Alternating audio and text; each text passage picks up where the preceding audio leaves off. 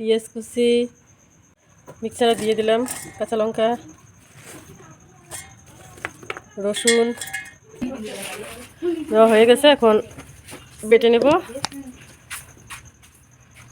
বানাবো হাঁসের মাংস, তো তার জন্য কড়াই চুলায় বসে দিলাম, একটুখানি পেঁয়াজ দিয়ে দিলাম,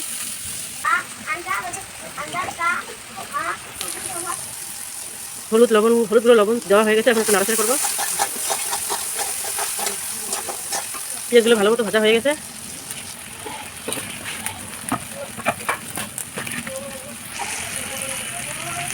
বেটে রাখা আদা রসুন পেঁয়াজ কুচি জিরা মশলা দিয়ে দিলাম পেঁয়াজগুলোর উপরে কড়াইতে।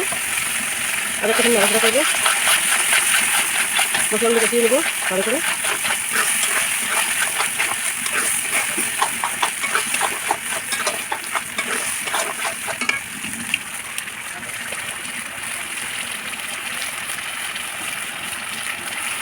মশলাগুলোর উপরে একটু পানি দিয়ে দেবো। জল দেওয়া হয়ে গেছে, আর একটু কষিয়ে নেব। যারা যারা হাঁসের মাংস রান্না করতে জানো না, তারা আমার ভিডিও দেখো। যদি ভালো লাগে লাইক শেয়ার কমেন্ট করো। নতুন নতুন ভিডিও পেতে আমি অত বেশি রান্না করতে জানি না, তবু আমি যতটুকু নিজের ইচ্ছা করতে পারি ততটুকুই দেখার চেষ্টা করি। মশলা কষানো হয়ে গেছে। এখানে যে দেখতে পাচ্ছি হাঁসের মাংসগুলো ফুটে রেখে দিয়েছে আগে থেকে। এখন আমি রান্না করবো। এগুলো দিয়ে দিলাম মশলাগুলোর উপরে।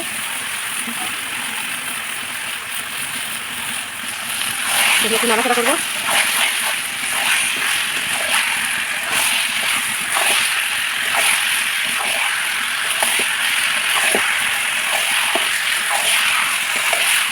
ভালো করে নাড়াচাড়া করতে হবে, মশলাগুলো যেন মাংস থেকে লেগে যায়। হাঁসের মাংস ভালো করে কষানো করতে হয়, নাহলে সেল করে। আমি ভালো করে কষিয়ে নেবো মশলাগুলো।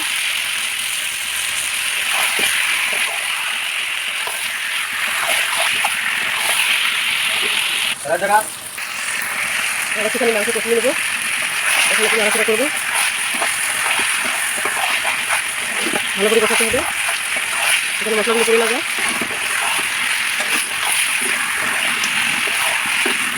একটু করে পানি দিয়ে কষিয়ে নিতে হবে। একটুখানি জল দিয়ে দিলাম।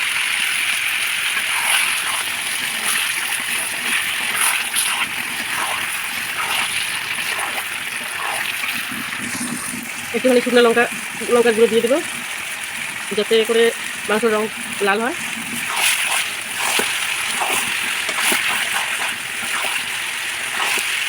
আর একটুখানি কষিয়ে নেবো।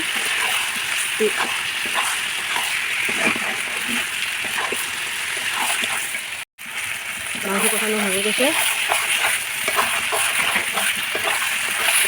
এখন একটু জল দিয়ে দেবো, জল দিয়ে সিদ্ধ হওয়ার জন্য রেখে দেবো।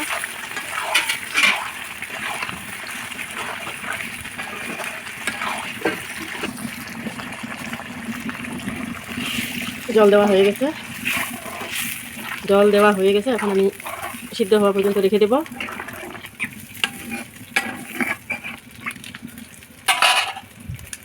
এখন দেখবো মাংস হয়েছে কিনা।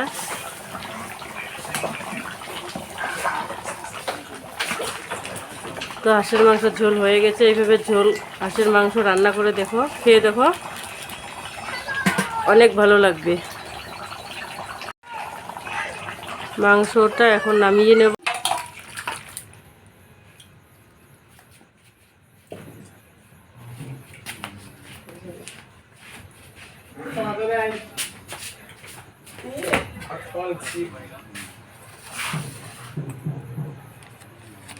মিট মশলা উপর দিয়ে দিলাম, দিয়ে একটু নাড়াচাড়া করবো।